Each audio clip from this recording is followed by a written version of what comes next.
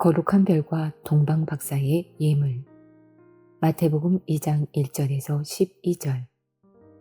헤롯 왕 때에 예수께서 유대 베들레헴에서 나심에 동방으로부터 박사들이 예루살렘에 이르러 말하되, 유대인의 왕으로 나시니가 어디 계시누? 우리가 동방에서 그의 별을 보고 그에게 경배하러 왔노라 하니, 헤롯 왕과 온 예루살렘이 듣고 소동한지라. 왕이 모든 대제사장과 백성의 서기관들을 모아 그리스도가 어디서 나겠느냐 물으니, 가로되 유대 베들레헴 이오니 이는 선지자로 이렇게 기록된 바, 또 유대 땅 베들레헴아 너는 유대 고의 중에 가장 작지 아니하도다. 네게서 한 다스리는 자가 나와서 내 백성 이스라엘의 목자가 되리라 하였음이니이다. 이에 헤롯이 가만히 박사들을 불러 별이 나타난 때를 자세히 묻고 베들레헴으로 보내며 이르되, 가서 아기에 대하여 자세히 알아보고 찾거든 내게 고하여 나도 가서 그에게 경배하게 하라. 박사들이 왕의 말을 듣고 갈새 동방에서 보던 그 별이 문득 앞서 인도하여 가다가 아기 있는 곳 위에 머물러 섰는지라. 저희가 별을 보고 가장 크게 기뻐하고 기뻐하더라. 집에 들어가 아기와 그 모친 마리아에 함께 있는 것을 보고 엎드려 아기께 경배하고 보배압을 열어 황금과 유황과 모략을 예물로 드리니라. 꿈에 헤롯에게로 돌아가지 말라 지시하심을 받아 다른 길로 고국에 돌아가니라. 예수님은 이 땅 위에 탄생하실 때 탄생 자체가 보통 사람답지 않게 아주 기이하게 이루어졌습니다. 우선 예수님은 처녀의 몸에서 나셨습니다. 다시 말해서 결혼하지 않은 여자의 몸에서 탄생되었다는 것도 오늘날 도저히 과학적으로 믿어지지 않는 사실입니다. 또한 태몽에 큰 별이 치맛자락으로 쏙 들어와서 임신이 되었고, 동방에 있는 박사들이 별을 보고 예수를 찾아와서 경배했다고 하는 이런 내용 자체가 상당히 신비롭다는 것을 알 수가 있습니다. 또한 예수의 탄생한 장소 베들레헴에 관해서도 이미 선지자들이 예언을 하였던 것입니다. 요한복음 17장 3절 말씀에는 영생은 유일하신 참 하나님과 예수 그리스도를 아는 것이라고 했습니다. 예수를 아는 것이 곧 영생인 것입니다. 요한복음 3장 16절. 하나님이 세상을 이처럼 사랑하사 독생자를 주셨으니 이는 저를 믿는 자마다 멸망치 않고 영생을 얻게 하려 하심이라. 예수를 아는 것이 영생이라고 하는 말씀과 예수를 믿으면 영생을 얻는다는 말씀을 볼 때 이 말씀은 같은 내용입니다. 이것은 무엇을 의미하는가 하면 예수를 아는 것이 영생을 얻는 과정이라는 것입니다. 예수님이 어떤 분인가 하는 것을 아는 것 자체가 바로 영생의 길을 가는 것입니다.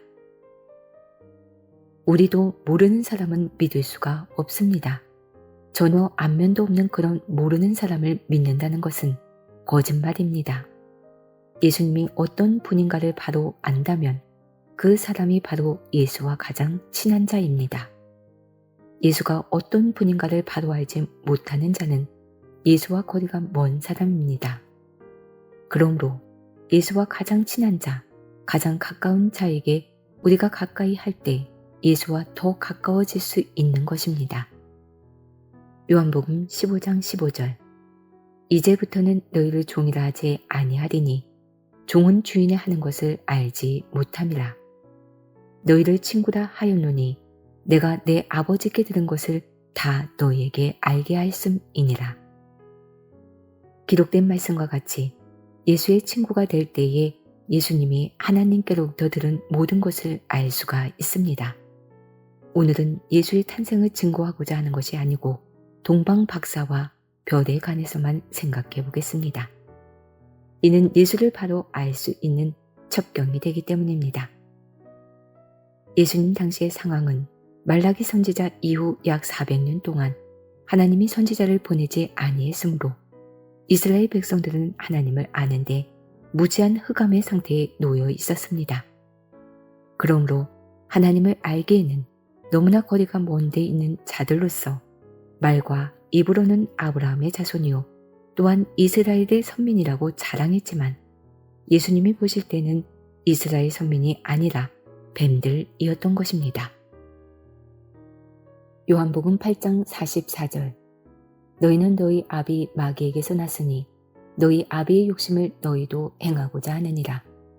저는 처음부터 살인한 자요 진리가 그 속에 없으므로 진리에 서지 못하고 거짓을 말할 때마다 제 것으로 말하나니 이는 저가 거짓말장이요 거짓의 아비가 되었음이니라. 예수님 당시는 정치적으로 상당히 어지러운 시대였습니다. 마치 우리나라가 36년 동안 일본에게 나라를 빼앗겼던 것 같이 이스라엘은 로마의 속국이었습니다. 로마의 속국이 되었으므로 모든 정치와 모든 권한을 전부 로마인들에게 빼앗겼기 때문에 구세주가 나타나서 이스라엘을 해방시켜 주기를 기다리며 성경을 자세히 살펴보았습니다. 그러므로 율법사들과 성경을 보는 신학자들은 성경을 샅샅이 뒤지며 성경을 목걸이하고 다니면서 성경 구절을 암송하고 다녔으며 메시아 오기를 기다렸습니다. 오늘날 기독교인들이 예수 재림을 기다리는 것과 마찬가지인 것입니다. 마치 목마른 사슴이 물을 구하는 것과 같이 또한 가물고 메마른 땅이 단비를 기다리는 것 같이 메시아가 나타나기를 기다렸습니다. 그래서 조금만 권능을 부리는 자가 나타나도 혹시 메시아가 아닌가 사람들이 우르르 몰려갔습니다. 그러므로 세례 요한이 요단 강가에서 세례를 베풀고 또한 많은 사람이 몰려들었을 때 율법사와 바리새인들은 세례 요한에게 찾아가서 당신이 메시아가 아니오 하고 물어보았던 것입니다. 이런 사실을 볼 때 메시아가 나타나기를 얼마나 기다렸는가를 알 수가 있습니다. 또한 예수님이 우물가에서 사마리아 여인을 만났을 때 그 여인에게 남편이 5이었으나 지금 있는 남편도 당신 남편이 아니라고 말씀하셨을 때 사마리아 여인이 혹시 오신다고 한 메시아가 당신이 아닙니까? 라고 한 말을 보아도 알 수 있듯이 조금만 이상한 말을 해도 조금만 신비한 말을 해도 구세주가 아닌가 하고 기다렸던 것입니다. 이와 같이 율법사와 제사장들, 유대인들이 메시아 사상에 완전히 취한 상태에 있었는데도 실상적으로 메시아가 이 땅 위에 왔을 때에는 하나님께서 그들에게 메시지를 전달하지 않았다는 것을 깨닫기를 원합니다. 성경을 상고하고 메시아가 나타나기만을 기다리고 기사와 이적의 능력자가 나타났다면 당신이 주가 아니냐고 그렇게 애타게 찾는 자들에게 하나님께서 메시아 탄생의 소식을 알려주지 않고 왜 저 이방인에 속해 있는 동방박사, 즉 점성자, 천문학자에게 예수 탄생을 알려주었겠느냐는 것입니다. 그것은 간단합니다. 그들은 말과 입으로는 하나님을 사랑하고 성경 구절을 암송하고 메시아 오기를 기다리지만 속으로는 기다리는 것이 아니었던 것입니다. 그러므로 그들은 하나님께서 메시아 탄생 소식을 전해줄 아무런 값어치가 없었던 자들인 것을 깨닫기를 원합니다. 정작 메시아가 나타났을 때 그들이 영접하지 못한 것은 예수님 당시 세계가 얼마나 캄캄하고 어둡고 부패된 상태에 있었던 것인가를 여러분이 알기를 원합니다. 그 당시는 돈을 주고 벼슬과 권세를 샀습니다. 사형에 해당되는 자들도 돈만 주면 무죄의 석방해 주었습니다. 그것은 예수님의 재판석에서도 쉽게 볼 수가 있습니다. 또한 부자인 사람은 굉장히 부자이고 가난한 사람은 무척 가난한 상태에서 살고 있었던 것을 우리는 성경을 통해서 알 수가 있습니다. 이것은 곧 무엇을 의미하고 있는가 하면 말로만 하나님을 사랑하고 물질에 사로잡혀 있고 욕정에 사로잡혀서 하나님 뜻을 알지 못하는 캄캄한 흑암의 세상에 살고 있었다는 것을 알 수가 있는 것입니다. 우리는 하필 이러한 때에 왜 예수님이 오셨는가 이 문제에 관해서 다시 한번 생각해 봐야겠습니다. 예수님의 앞서 모세의 시대를 알아보겠습니다. 요셉이 애굽의 종으로 팔려갔습니다. 종으로 팔려간 요셉은 애굽에서 국무총리가 되었습니다. 7년 동안 온 땅에 기근이 왔을 때 국무총리가 된 요셉은 7년 풍년 후에 7년 기근이 있을 줄 알고 곡간에다 곡식을 태산같이 쌓아두었습니다. 그때 야곱 가족들 70명이 이스라엘에서 애굽으로 건너갔습니다. 그것은 기근으로부터 가족을 구원하기 위함이었습니다. 아들이 총리가 되었으니 얼마나 복되게 잘 살 수가 있었겠습니까? 하나님께서 아브라함에게 축복하시기를 네 자손의 수가 바다 모래 같고 네 씨가 대적의 문을 얻으리라고 하는 큰 권세를 주었습니다. 아브라함, 이삭, 야곱의 아들 가운데서 나타났던 요셉은 끝에서 두 번째 해당되는 아들이었습니다. 그들이 애굽에 가서 살게 되자 하나님을 잊어버리기 시작했습니다. 400년이란 긴 세월이 지나는 동안 하나님을 완전히 잊어버렸습니다. 애굽에는 온갖 신들이 자리를 잡고 있었습니다. 이름을 다 헤아릴 수 없는 수많은 신들이 있었는데 하나님은 그들과 함께하지 않았습니다. 하나님은 이스라엘 민족을 떠났습니다.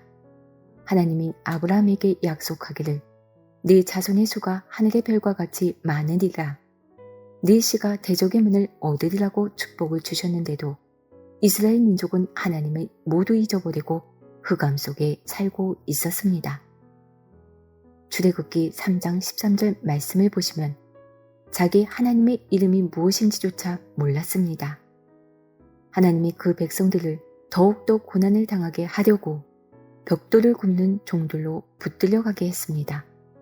이스라엘 민족의 수가 자꾸만 불어나는 것을 두려워한 바로 왕은 남자를 힘겹게 노동을 시켜서 잠자리를 드물게 하여 자식을 낳지 못하게 해야겠구나 하고 벽돌 굽는 일을 시켰습니다. 처음에는 벽돌 굽는 데 사용할 자재도 주었습니다만 나중에는 자재도 주지 않고서 벽돌을 굽게 만들었습니다. 그리고 말을 듣지 않는 자들에게는 무서운 회초리로 그들을 다스렸습니다.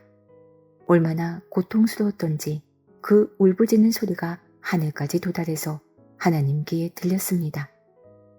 하나님께서는 430년 동안 종사들을 한 그들이 불쌍하니 이제는 구원해줘야 되겠다 싶어서 하나님이 보낸 선지자가 바로 모세였습니다. 모세가 이스라엘 백성들을 구원하러 갔을 때 모세가 하나님께 말했습니다. 하나님, 내가 가서 이스라엘 백성을 구원하고자 합니다. 하나님께서 권능을 주셔서 이제 가겠습니다. 그러하나 그 이스라엘 백성들이 나를 보고 네 하나님 이름이 뭐냐 물어보면 뭐라고 답하리까라고 여쭈었습니다. 이와 같이 모세는 하나님 이름을 몰랐던 것입니다. 이스라엘을 해방시키겠다고 하는 해방자 모세조차도 하나님 이름을 알지 못하여 하나님에게 이름이 무엇입니까? 라고 물었던 것입니다. 그때 하나님께서 말씀하시기를 나는 스스로 있는 자다. 스스로 있는 자가 보냈다 하라고 했습니다. 이와 같이 모세가 이스라엘 백성을 해방시킬 때 애굽에 있던 하나님의 백성들은 영적으로 볼 때에 캄캄한 흑암 시대에 살고 있었다는 것을 깨닫기를 원합니다. 그때 하나님께서 이스라엘 백성의 등불이 되고 이스라엘 백성의 빛이 되어서 이스라엘 백성들을 애굽에서 해방시켜 이스라엘 조상의 땅, 젖과 꿀이 흐르는 가나안 땅으로 인도하신 것입니다. 마찬가지로 예수님 당시에도 흑암 시대였습니다. 율법사 바리새인은 말과 입술로는 하나님을 알았지만 진정으로 하나님을 알지 못했습니다. 당시에 이스라엘 민족이 그렇게 기다리던 메시아가 탄생하였음에도 종교 지도자들은 그리스도의 탄생을 알지 못하였고 단 한 사람도 메시아께 와서 경배하는 자가 없었습니다. 이와 같이 이스라엘의 종교 지도자들은 그 심령이 캄캄한 밤중이었습니다. 해가 없어 어둠이 아니라 진리를 알지 못하는 밤중이었던 것입니다. 예수님이 탄생하신 그 밤은 참으로 깊은 밤중이었고 또한 고요한 밤이었습니다. 따라서 예수님은 밤에 도적같이 오시고 말았던 것입니다. 예수님이 밤에 도적같이 오셨으므로 이스라엘 백성들은 예수를 알지 못하였고 예수를 정죄하는 데 전부 앞장섰고 또한 십자가에 못 박는 데 앞장섰습니다. 그러나 메시아 되신 그리스도께서 도적같이 오지 아니하는 자들이 있었으니 이방인들에게 속한 동방 박사들과 양을 치는 순박한 목동들이었습니다. 사람 양을 인도하는 목자들은 거짓 목자가 되어서 하나님의 메시지를 받지 못했으나 짐승 양을 치는 목동들의 순진함과 착함을 보시고 하나님께서는 하나님의 아들의 탄생을 천사를 통하여 알려줬다는 것을 알기를 원합니다. 사람 양을 키우는 목자들이 그렇게 열심으로 하나님 성전을 46년 동안 걸려 화려하게 대리석으로 지었지만 하나님께서 예수의 탄생을 알려주지 아니하고 들에서 양치는 이름 없는 목자들에게 예수의 탄생을 알려주셨습니다. 이것은 무엇을 의미하고 있습니까? 그리스도의 재림을 기다리는 오늘날의 기독교인들이 어떻게 예수를 기다리고 있습니까? 예수님이 밤에 도적같이 오실 것을 기다리고 있는 것입니다. 데살로니가전서 5장 1절 형제들아 때와 시기에 관하여는 너희에게 쓸 것이 없음은 주의 날이 밤에 도적같이 이를 줄을 너희 자신이 자세히 알미라. 전철역 앞에 있다가 성경 들고 가는 사람 아무나 붙들고 예수님 도적같이 오십니다 라고 말하면 맞습니다 라고 할 사람이 1000명 중 990명은 될 것입니다. 예수님이 초림 때에 도적같이 오신 것은 그들이 그리스도를 아는데 캄캄한 밤중에 있었기 때문이라는 사실을 여러분들이 깨닫기를 원합니다. 도적같이 오심을 너희가 자세히 알미라고 기록된 말씀과 같이 설명할 필요도 없을 정도로 잘 알 것은 마치 우리나라 대통령이 누군지 설명할 필요가 없는 것처럼 잘 알고 있다는 것입니다. 왜냐하면 우리나라 대통령이 누구인가를 다 알고 있기 때문인 것입니다. 마찬가지로 예수가 도적같이 온다는 것은 상식화되어 있습니다. 그러므로 찬송을 부를 때도 예수님이 언제 오실지, 혹 낮에 오실지, 혹 밤에 오실지 알 수 없도다라고 하면서 손뼉을 치면서 부르고 있습니다. 예수는 신랑이요 믿는 자는 신부라고 가르쳐 놓고 결혼할 날이 되어 신부가 신부 단장 다 하고 나서 어느 예식장 갈지 난 알 수 없도다 라고 한다면 신세 망치는 찬송입니까? 신세 고치는 찬송입니까? 신세 망치는 것입니다. 예수 신랑 맞으러 나오는 신부가 주님 만날 그날과 처소도 알 수 없도다라고 한다면 아무리 신앙생활을 많이 하였다고 할지라도 멸망으로 끝날 것입니다. 수만 명이 참석하는 큰 교회에 나라의 장관이 나온다, 어느 유명한 가수가 나온다 하여도 그 많은 사람들은 예수님이 도적같이 오실 것을 확실하게 믿고 있습니다. 주님이 도적같이 오신다면 주님이 오실 때에 그들은 맞이할 수가 없다는 것을 깨닫기를 원합니다. 저희가 평안하다, 안전하다 할 그때에 잉태된 여자에게 해산하는 고통이 이름같이 멸망의 호련이 저에게 임하리니 결단코 피하지 못하리라고 하였습니다. 도적같이 오시는 주님을 기다리는 자들에게 멸망의 호련이 저에게 임하리니 결단코 피하지 못한다고 성경에 기록하여 적어 놨는데도 예수님이 도적같이 오실 것을 믿는다고 하는 것은 바로 흑암시대에 있다는 것입니다. 지금 여러분이 하늘의 메시지를 받고 있는 것은 오늘날 기독교가 알지 못하는 고요한 중에서 받고 있다는 사실을 깨닫기를 원합니다. 예수 초림 때에도 그랬고 재림 때에도 또한 마찬가지입니다. 그런데 어찌하여서 그렇게 성경을 상고하고 암송하고 다니는 사람들에게 메시아 탄생의 메시지를 알려주지 않고 동방 박사들에게 하늘의 메시지를 알려주셨는가 하는 것입니다. 차라리 너희들에게 알려주느니 동방 박사들에게 알려주시겠다는 것입니다. 이 동방 박사들은 무엇하는 사람일까요?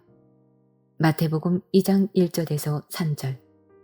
헤롯 왕 때에 예수께서 유대 베들레헴에서 나심에 동방으로부터 박사들이 예루살렘에 이르러 말하되 유대인의 왕으로 나시니가 어디 계시뇨? 우리가 동방에서 그의 별을 보고 그에게 경배하러 왔노라 하니 헤롯 왕과 온 예루살렘이 듣고 소동한지라. 박사들이란 별을 보고 점치는 점성자들로 해만 졌다 하면 하늘이 어떻게 변하는가 관찰하는 천문학자입니다. 옛 노래 중에 별 하나 꽁꽁 나 하나 꽁꽁 사람 하나 태어나면 별 하나 태어나고 라는 노래가 있습니다. 그래서 유명한 사람이 이 땅 위에서 목숨을 잃게 되면 별이 떨어졌다고 합니다. 또 유명한 배우들을 스타라고 합니다. 별이란 유명한 사람을 상징한 것입니다. 그러므로 하늘의 별을 바라보는 점성자들에 대한 비밀을 알아야 합니다. 동방 박사들이 별을 쳐다봤다고 하니까 진짜 하늘에 있는 천문학에서 바라보는 실상의 하늘의 별들로 생각합니다. 쉽게 설명하자면 금성이나 혜성이나 토성이나 카시오페아에 있는 변화성이나 이런 별들로 사람들이 알고 있습니다. 오늘날 신학자들 전부가 그때 동방 박사들을 인도한 그 별이 실상으로 하늘에 있는 별인 줄 알고 있는 것이 오늘의 현실입니다. 본문 말씀을 보게 되면 동방 박사들이 예루살렘에 이르러 유대인의 왕으로 나시니가 어디 계시뇨 라고 말한 것은 이미 동방 박사가 도착하기 전에 아기가 탄생했던 것입니다.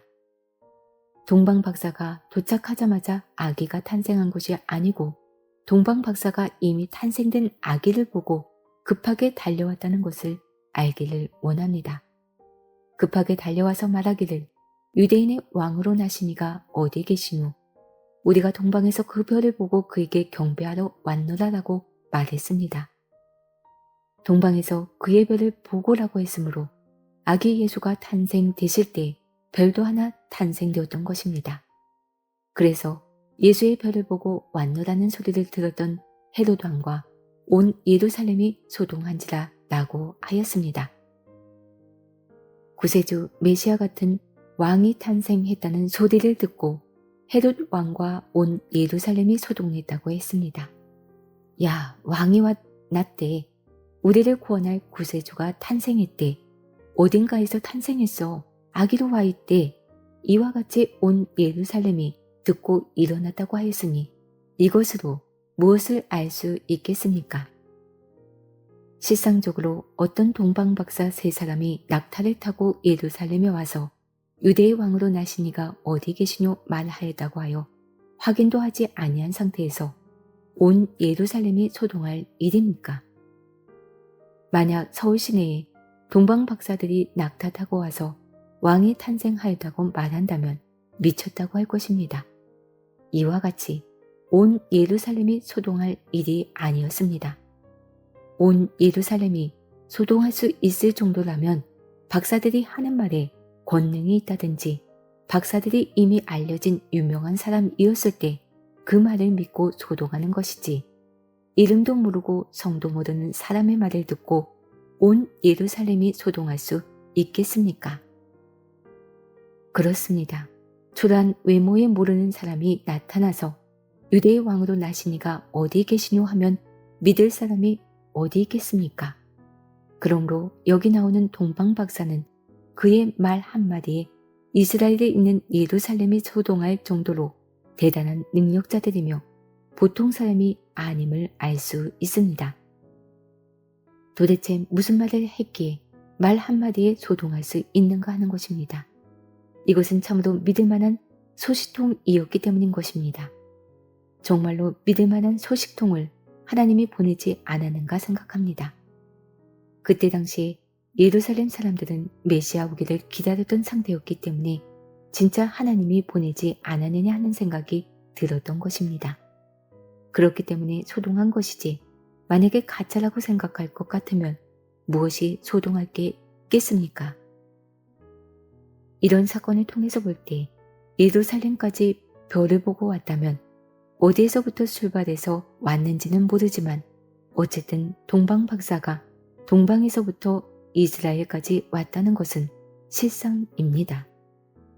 산을 넘고 물을 건너 바다를 건너 사막을 건너서 올 동안 별이 인도를 했는데 예루살렘에 와서 별이 없어졌다면 온 예루살렘에 있는 사람들이 다 보았을 것인데 왜 동방 박사에게만 보였느냐 하는 것입니다. 그래서 이것을 확인하기 위해서 오늘날 신학자들이 2000년 전의 천문학을 연구한 고서족을 찾아서 그때 정말로 큰 별이 나타났는가 알아보는 학자들도 있습니다. 2000년 전에 진짜 나타난 줄 알고 고서적을 뒤지고 수많은 노력을 다해도 그런 근거가 어디 있습니까? 또 박사들을 인도할 수 있는 큰 별이 나타났다면 왜 박사들 눈에만 보였느냐 하는 것입니다. 동방 박사는 어디서 시작해서 어디로 왔는지, 또한 동방국에 있는 어느 나라에 있었던 박사들인지, 동방국은 어디 있으며 거기는 어떠한 자들이 살고 있는가 하는 것입니다. 그런 동방국에 대해서 말씀으로 알아보겠습니다. 창세기 25장 5절에서 6절. 아브라함이 이삭에게 자기 모든 소유를 주었고 자기 서자들에게도 재물을 주어 자기 생전에 그들로 자기 아들 이삭을 떠나 동방 곧 동국으로 가게 하였더라. 아브라함의 서자들이 동방 동국으로 갔다고 하였습니다. 서자는 첩의 아들을 뜻합니다. 아브라함의 서자니까 이스마엘에 해당된 첩의 아들들을 뜻합니다. 그들에게 재물을 주어 너희들은 동방국으로 가서 살아라라고 하였습니다. 그렇다면 성경상으로 볼 때에 아브라함의 서자들이 살았던 곳이 어디인가 보면 시나이 반도 곧 종들 생활의 사막과 같이 메마른 땅 아래에 가서 살고 있었던 것입니다. 서자들이 동방국을 이루고 살게 하였으며 이스라엘 민족에게는 하나님께서 메시지를 전해주셨고 그 동방국에서는 하늘의 별들을 바라보고 예수별이 나타나기를 기다렸던 것입니다.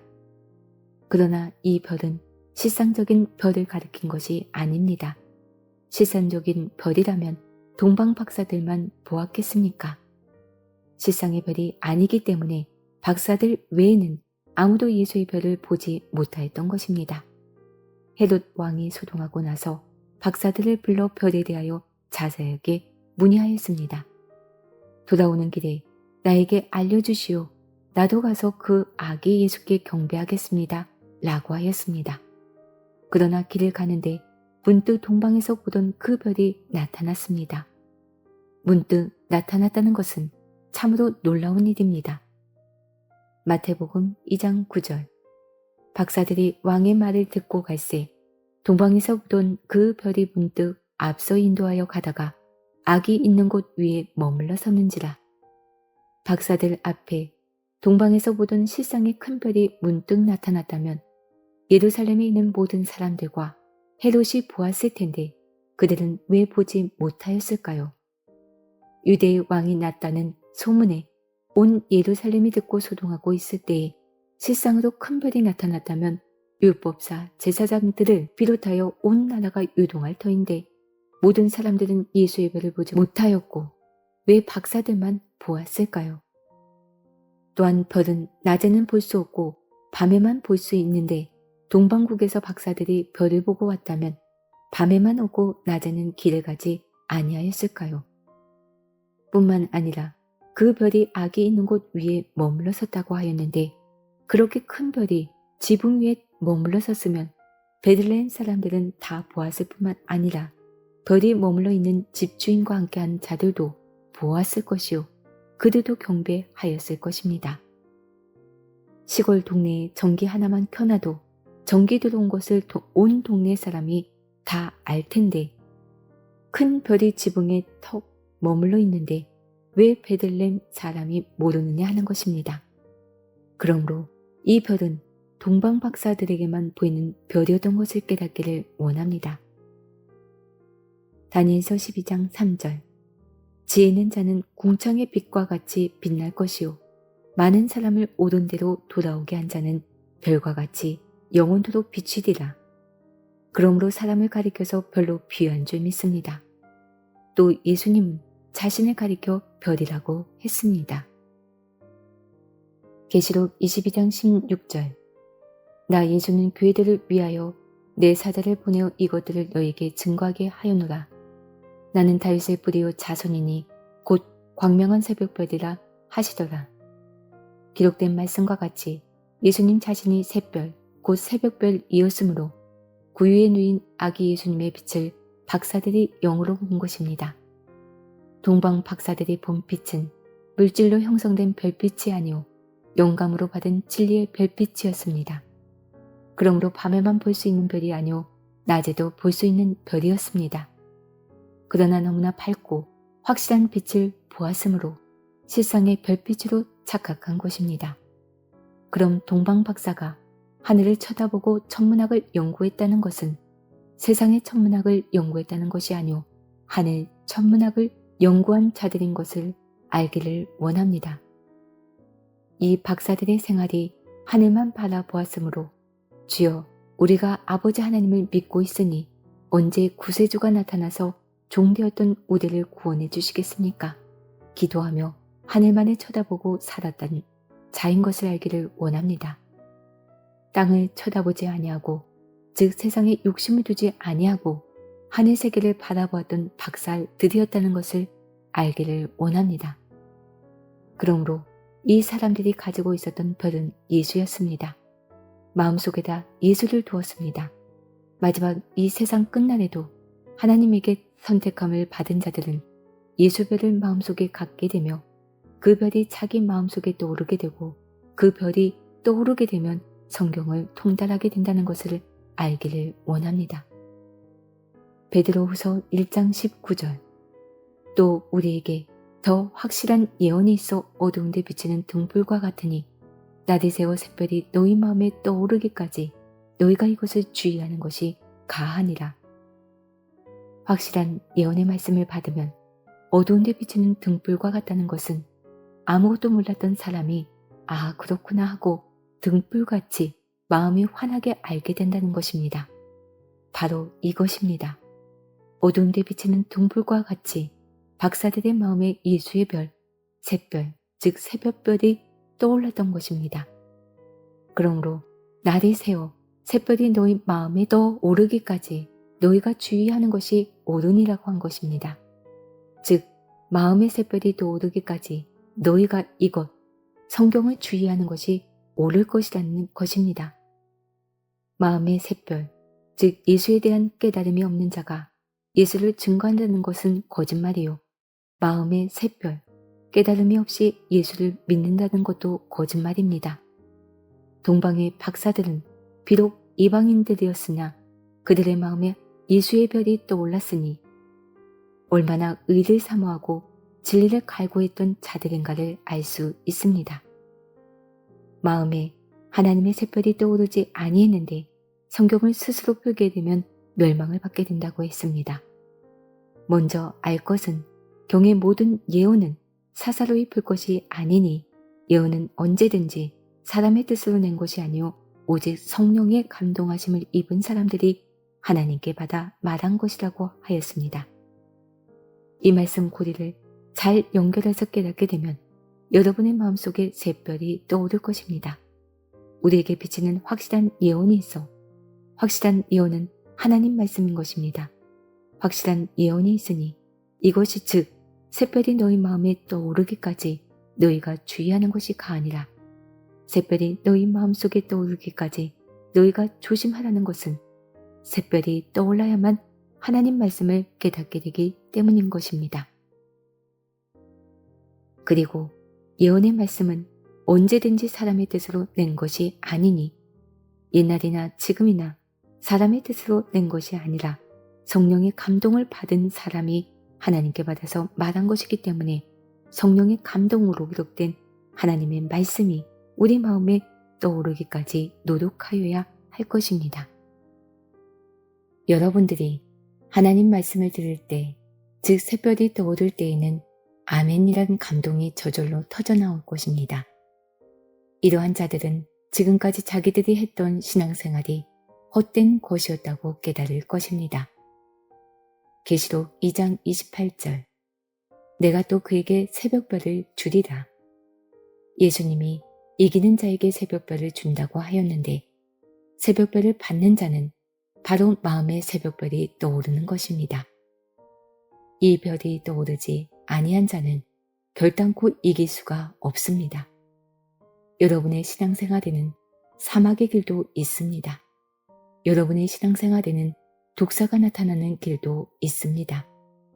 여러분의 신앙생활에는 많은 환난과 어려움이 있습니다만 마음의 새별인 예수님의 별을 받았을 때에는 어떠한 어려움이 와도 참고 견디고 이기어 승리하게 될 줄로 믿습니다.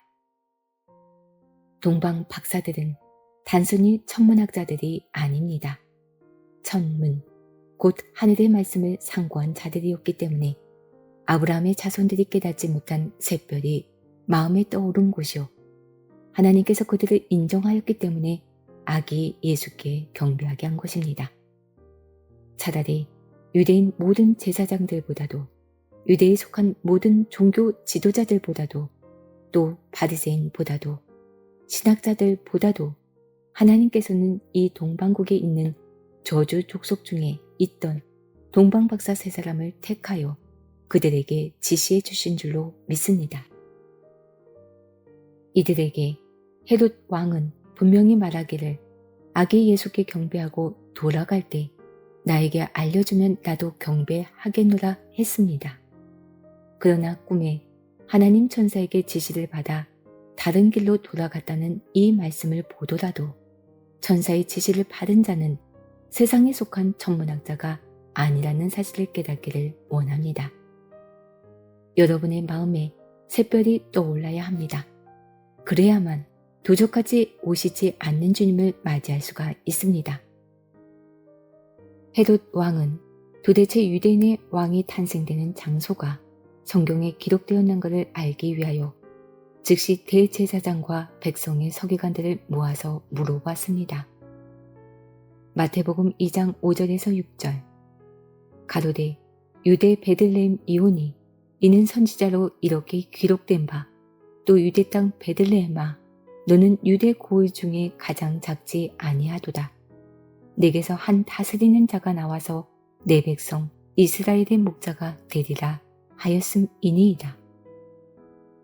기록된 말씀과 같이 제사장들과 백성의 서기관들은 성경을 상고하여 유대 땅 베들레헴에서 한 다스리는 자가 나올 것임을 알려주었고 헤롯은 그들의 말을 듣고 2살 이하의 어린 아이를 죽이는 천인 공노할 만행을 저질렀으니 이는 오직 아기 예수를 먼저 찾아가서 경배하여야 할 지도자들이 드디어 예수를 죽이는 데 앞장선 것입니다. 말라기 선지자 이후 400년 동안 선지자를 보내지 아니하였으므로 온 이스라엘 선지자들은 거짓 선지자들이었으며 그들은 문자적인 성경의 이론으로 제사장 노릇을 하는 도적들이었습니다. 그들은 메시아의 탄생의 소식을 상상할 수도 없는 캄캄하고 어두운 영적 신앙생활을 하고 있었습니다.